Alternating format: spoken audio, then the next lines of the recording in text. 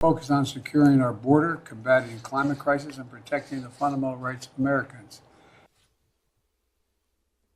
That's great news. We're fighting the climate crisis, which apparently there is one. I haven't noticed, but there's a climate crisis. We're definitely tackling it, and securing the border. I guess all is well. Joining me now, Todd Bensman.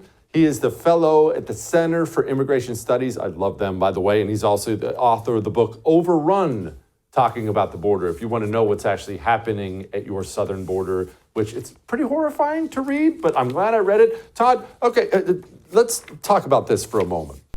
How overrun is the border? Because people will see TV and they see little social media clips, but they don't understand what's actually happening on the ground because most people ain't down there. Well, in broad strokes, for 2.5 years, we have hit smashed a major record of one sort or another, month after month after month, year after year. We're now into the third year. We have never seen numbers this vast, not even close to this vast. 2.4 million apprehensions last year. We're headed to 3 million encounters this year. 1.7 million the first year. It's just millions and millions of people attempting to cross that border or crossing that border. And the main reason is that we have pursued policies that let them in. I'll just repeat that, let them in. When you let them in, they send selfies home to the home villages or, to relatives and people who are still on the way in, showing that they are in. And therefore, you should come in too in the same way, and here's how to do it. And because of that, we have had this just utter, human avalanche of a torrent of people coming through that border. And absolutely, this is a historic event in American history. Okay, first of all, I want to focus on something because you know a lot about this stuff and we do not. Where are they coming from? Most Americans naturally, understandably think, well, they're all coming from Mexico. That's obviously not the case. That's not even half the case anymore. But they don't understand where. Where are these people coming from? Well, they're coming from 160 countries from around the world that are not Mexico or Central America. They're coming from the entire globe has heard about the open gate, and they're coming for it.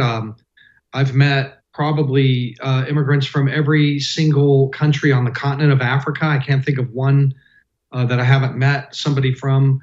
A couple of weeks ago, I met my very first Dagestanis from Dagestan. I met in my hotel in Matamoros, was absolutely filled with Kyrgyzstanis, Kyrgyz. They called themselves Kyrgyz, coming from Belarus, Russia, every country of the Middle East. Really, there's nowhere in the world that they're not coming from.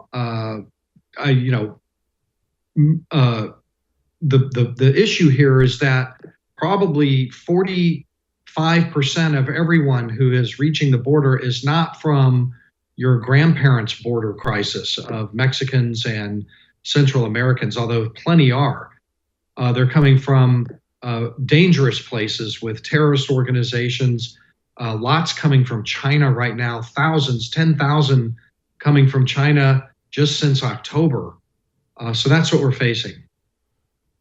Okay, and I know that I'm about to ask you the broadest, lamest question in the world, so take as much time as you need, but I really want to know, why are they coming? I know that's a complicated answer that will differ because there's so many people coming, but why? I mean, actually, it's not that complicated because, remember, I spend a lot of my time with the immigrants on the trail. I've interviewed thousands of them about this. Most of them are coming from countries that are just no good. I mean, nobody wants to live in Haiti.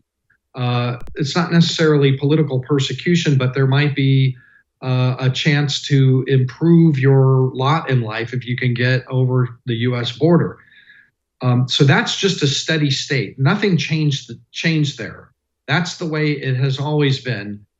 for decades and decades. This country is better than other countries. That's just the way it is. What changes, what creates ebbs and flows and sudden spikes and decreases is American policy. That's the door, that's the hinge, that's the spigot. And what the administration did, the Biden administration did when they first got into office, is they opened the spigots wide. They said, we're going to take all families. Any family that crosses, they get in, we're going to get them in. All unaccompanied minors, if you cross without a parent, you're going to get in. All pregnant women, 6 months or more, you're going to get in. And then in the meantime, we'll be so busy processing your papers into the country of millions of those people that we're going to leave the border undefended and unguarded. And so 1.7 million have crossed in, just running in into the interior. So altogether, right. I mean, it's just a complete chaotic situation down there that is entirely due to policy decisions that the immigrants are paying very, very close attention to. They're very smart, very rational. They're not going to lay down $5,000 or $10,000 in smuggling fees unless they have a really good assurance that they're going to get in and stay in. Otherwise, you're not spending that kind of money. I wouldn't, you wouldn't, nobody would, and neither would they.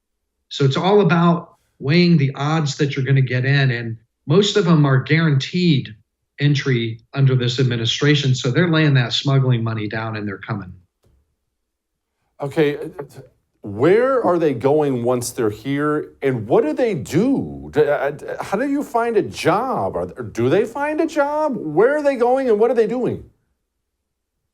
It depends. Well, first of all, to the question of where they're going, I always ask them, where are you going? So I know they're going to every city in America, large, small, in the interior, in the heartland, on the both coasts, from Seattle down to San Diego, from Maine all the way down to Miami, and everywhere in between.